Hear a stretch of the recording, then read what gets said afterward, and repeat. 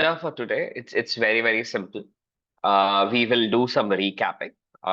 Very basic intellectual property. We'll recap intellectual property. We'll very briefly talk about patents.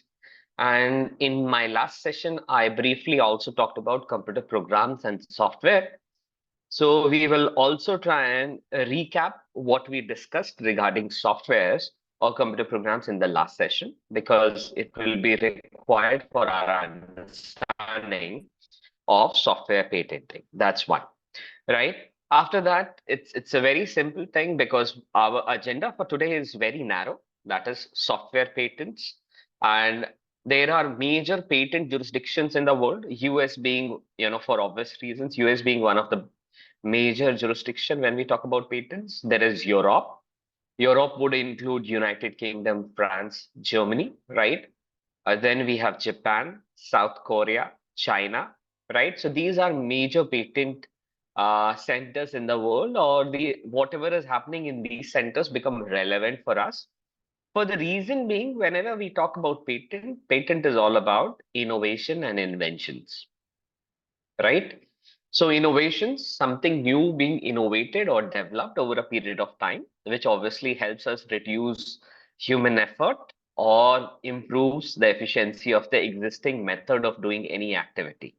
Whereas invention, as we talked about in the last session as well. So what is invention? Invention could be either a product or a process, right? Which when protected by law becomes a patent, right? So any invention, which is either a product or a process, when protected by law becomes a patent. So what is a technical term we call it for? We call it patents. So we are not delving into, say for that matter, Japan, South Korea, or for that matter, China.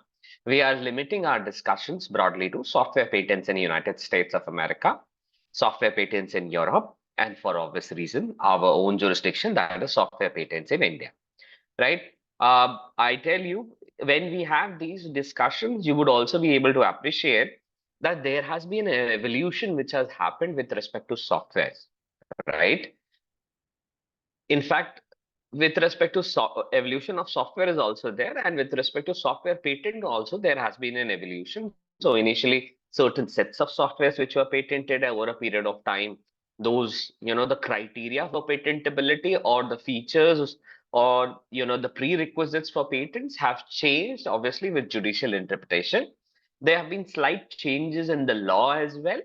So all those things we will try and understand and look at, and by the end we complete our discussion today, we will be able to realize that although we might be using different set of terms, right, for software patenting, I mean different criterias or different prerequisites for granting software patents in different jurisdictions like the United States, the Europe, and India, but in essence, they would pretty much mean the same, right?